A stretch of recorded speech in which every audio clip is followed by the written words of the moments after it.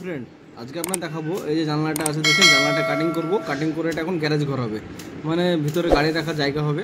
তো সামনে দেখুন গোলাপ গাছগুলো কেটে ফেলতে হচ্ছে, কিছু করার নেই, bad luck, so sad.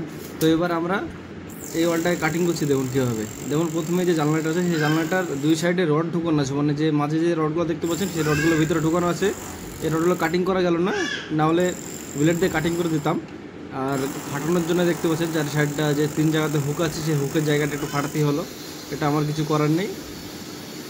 Grill হলে কী হয়, গ্রিল হলে হুকগুলো দেখতে পাওয়া যায়, হুকগুলো গাড়িটাতে কেটে বের করে দেয়। এটা জানলার ফ্রেম আছে এবং প্লাস্টার দিয়ে ঢাকা আছে, কোথায় আছে বোঝা যাচ্ছে না। তো দেখুন আমরা কীভাবে ওয়ালটাকে কাটিং করছি। প্রথমে দেখুন আমরা ব্লেড মেশিন দিয়ে ওয়ালটাকে কাটিং করছি, যেন সাইডের ওয়ালগুলো যেন নষ্ট না হয়। এটা দেখুন এক সাইডে 6 ইঞ্চি কাটিং হচ্ছে, দুই সাইড কাটিং করে নেব, তারপরে বাইরে গিয়ে আবার দুই সাইড কাটিং করব।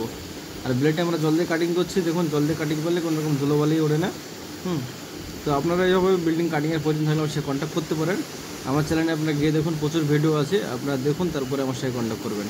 আমার অ্যাড্রেস ওয়েস্ট বেঙ্গল মুর্শিদাবাদ, আমাদের সার্ভিস শুধুমাত্র ওয়েস্ট বেঙ্গলের মধ্যে আপনারা পাবেন। তো দেখুন এক সাইড হয়ে গেল, এবার আরেক সাইডে আমি কাটিং করব। তো দেখুন এই জানলাটার সাইজ আছে 4 ফিট, আর গ্যারেজ ঘরে 4 ফিটের মধ্যে বাইক খুব ভালোই হবে ওঠানো, কোনো সমস্যা নেই। আমি বলেছিলাম সাইডটা একটু বাড়াতে, সাইডটা একটু বাড়ি শাটার বসাতে, কিন্তু উনি রাজি হননি। উনি বলেছে কি যে না, আমার 4 ফিট হলেই আমার বাইক উঠে যাবে, আমার শাটার বড়ো করার দরকার নেই। তো দেখুন আমরা জল দিয়ে কীভাবে কাটিং করছি, এটা কাটিং হয়ে গেলে বাইরে গিয়ে আবার কাটিং করব। তো কাটিং করার পর আপনাকে দেখাবো কেমন হয়েছে, আপনারা কমেন্ট করে অবশ্যই জানাবেন।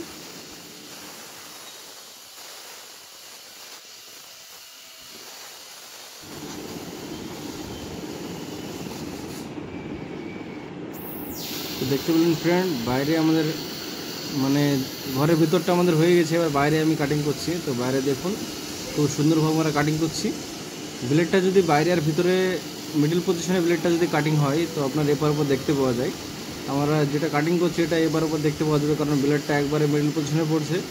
আর তার বা সাইডে যেটা আছে সেটা আপনার হাফ ইঞ্চি কম বেশি হয়েছে, কারণ আমরা প্লাস্টারের জন্য আমরা সবসময় 1-1.5 ইঞ্চি বেশি কাটিং করি।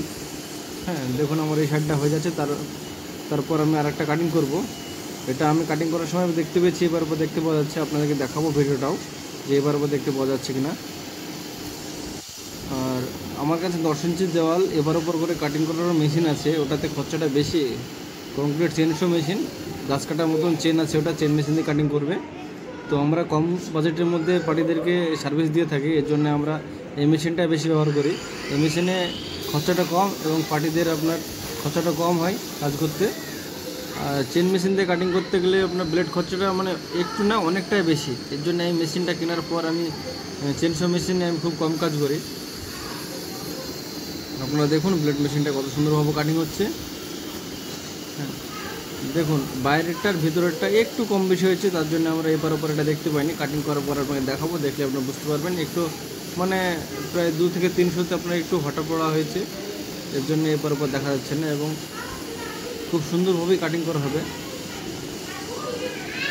দেখুন অনেক ভাইরা দেখি কাটিং করছে, কাটিং করার সময় অনেক ধুলো ওড়ে, মানে বাড়ির আশেপাশে থেকে অনেক কমেন্ট করে যে এই তোমার ধুলো বন্ধ করো, হ্যান ত্যান বন্ধ করো।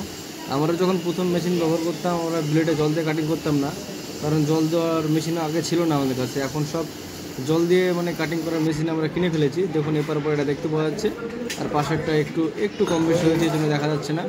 তো ওটা কোনো সমস্যা না, আমরা 1-1.5 ইঞ্চি সবসময় বেশি করে কাটিং করে থাকি। তো দেখুন এবার মেশিন দিয়ে কীভাবে ফাটিয়ে দিচ্ছি। মেশিন দিয়ে ফাটিয়ে দেওয়ার সময় চেষ্টা করি আমরা জায়েন্টে দেখুন স্লপ করে মারার। মেশিনটাকে পেড়ে মারলে আপনার অন্তত যদি আমরা একটা বাঁচতে পারি, ওটাই যে বাড়িওয়ালা তার ওটা লাভ। কারণ আমাদের ভেঙে ইট কুচি করে দিয়ে এটা আমার কোনো লাভ নেই। আমরা সবসময় চেষ্টা করি যে পার্টিদেরকে বাঁচিয়ে রাখার।